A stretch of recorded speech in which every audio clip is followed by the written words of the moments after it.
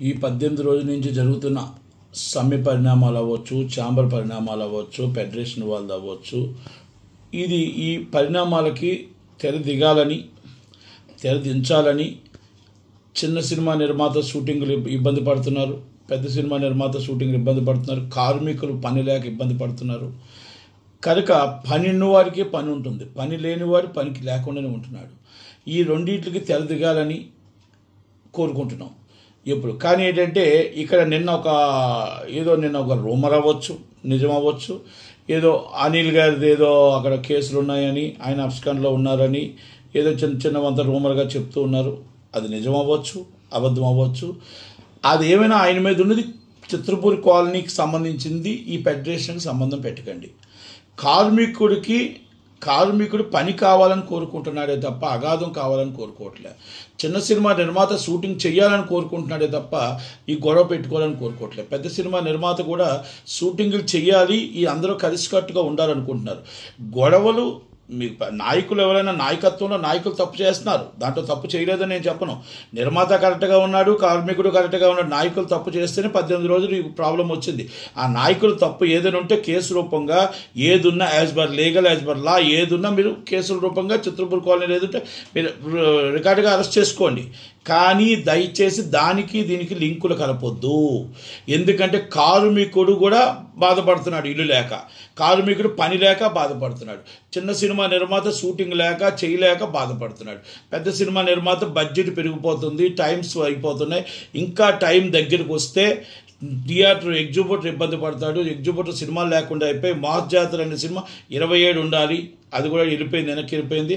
అంటే రాను మనకి అన్నీ కూడా సినిమాలు రిలీజ్ డేట్లు మిస్ అయిపోయే అవకాశం ఉంటే ఆ అవకాశాలు చాలా కష్టాలు వస్తాయి. ఆ తర్వాత టైమింగ్స్ రావు, ఫైనాన్షియల్గా అన్నీ కూడా దెబ్బతినే అవకాశం ఉంది. కనుక నేను లేబర్ కమిషనర్ గారిని, నేను రేవంత్ రెడ్డి గారిని, వీళ్ళందరూ కూడా, చిరంజీవి గారు క్లియర్ కట్గా చెప్పారు, వాళ్ళకి న్యాయం జరగాలి, చిన్న సినిమా నిర్మాతలకి న్యాయం జరగాలి, అలాగే పెద్ద సినిమా నిర్మాతలకి న్యాయం జరగాలని చెప్పి ఆయన పిలిచి మా బాధలు విన్నారు. పెద్దవాళ్ళు వచ్చి ముందు చెప్పారు, తర్వాత ఫెడరేషన్ వాళ్ళు చెప్పారు, ఫెడరేషన్ ఎవరైతే ఆ కార్మికులు చెప్పారు. దిల్ రాజు గారిని కూడా పిలిచి మొత్తం టోటల్గా ఏ ప్రాబ్లం అయినా కార్మికులకి ఇబ్బంది కలగకుండా, పెద్ద సినిమా నిర్మాతలకు ఇబ్బంది కలగకుండా, చిన్న సినిమా నిర్మాతలకు ఇబ్బంది కలగకుండా చెయ్యాలని చెప్పడం జరిగింది. కానీ ఈరోజు రన్నింగ్ నిర్మాతలు అంటున్నారు. చిన్న సినిమా నిర్మాతలు కూడా, సినిమా తీసే వాళ్ళని కూడా మీరు సలహాలు తీసుకోవాలా. మీరు సలహాలు తీసుకోకుండా రన్నింగ్ తీసే నిర్మాతల మీద సలహాలు తీసుకోవాలా. మీరు తీసుకోకుండా మీరు వన్ సైడ్ వెళ్ళడం కూడా కరెక్ట్ కాదేమో. ఒక్కసారి ఆలోచించండి దిల్ రాజు గారు, ఆలోచించండి వంశీ గారు, ఆలోచించండి సుప్రియ గారు. నేను మిమ్మల్ని మీ నాయకత్వాన్ని మేము బలపరుస్తాం, తప్పలేదు. కాకపోతే మీకున్న బాధని, ఇక్కడ చిన్న సినిమా నిర్మాతలకు ఉన్న బాధను కూడా అర్థం చేసుకోండి. చిన్న సినిమా అంటే 10 కోట్ల సినిమా చిన్న సినిమా అంటారమ్మా సుప్రియ గారు. పెద్ద సినిమా, చిన్న సినిమా అంటే ₹1 కోటి, 50 లక్షలు, 70 లక్షలు, 2 కోట్లు, 3 కోట్లు, 4 కోట్లు చిన్న సినిమాలు అంటారు. దయచేసి వాళ్ళందరినీ కూడా, చాలామందిని మీరు కలుపుకొని వెళ్ళట్లేదు. ఛాంబర్ ప్రెసిడెంట్ గారు కూడా, ఓకే, ఛాంబర్ ప్రెసిడెంట్, సెక్రటరీ గారు, లేకపోతే ట్రెజరర్ గారు వాళ్ళందరూ తప్పులు చేయొచ్చు, లేకపోతే ఫెడరేషన్ నాయకులు తప్పు చేయొచ్చు, కార్మికుడు తప్పు చేయలే, చిన్న సినిమా నిర్మాతలు తప్పు చేయలే, పెద్ద సినిమా నిర్మాతలు తప్పు చేయలే. కనుక ఇది ప్రాబ్లం సాల్వ్ అవ్వాలి. ఆ ఫెడరేషన్కి చిత్రపూర్కి లింకు కలపొద్దు, ప్రాబ్లం సాల్వ్ చేయండి. నాయకులు ఎవరు తప్పు చేసినా ఇమీడియట్లీ వాళ్ళ మీద కేసు పెట్టండి, యాక్షన్ తీసుకోండి.